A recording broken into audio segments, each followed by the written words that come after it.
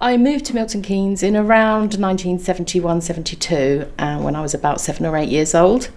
I moved to Fullers Slade and we were part of the London overspill, as it was. My dad got a job in Milton Keynes and we were given this amazing house, 3-storey townhouse in Fullers Slade, brand new, and so much space we didn't know what to do with ourselves. It overlooked the fields, which was coming from London. I came from Islington. It was quite an experience. One of my earliest memories was standing on the landing at the house, and having come from a city, it was a very different experience. When I first moved to Milton Keynes in the early 70s, there was very little going on apart from a few new housing estates popping up around the place. I can remember going from Fullers Slade into Bletchley, which is where the biggest supermarket was, and it seemed miles away because there was just fields and no roundabouts and no houses. So it felt like we were living in the middle of nowhere to me, having come from a city.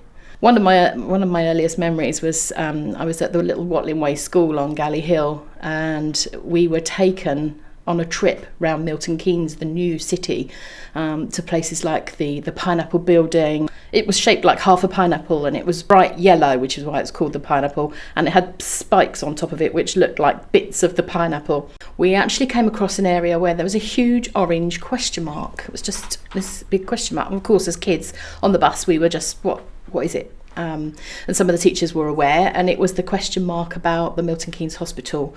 Milton Keynes are dying for a hospital. This big question mark really raised that. When I went home and spoke to my parents, and they were like, well, yes, because there's lots of new people living in Milton Keynes now, and if anybody gets ill or sick, they have to go to Northampton or Bedford.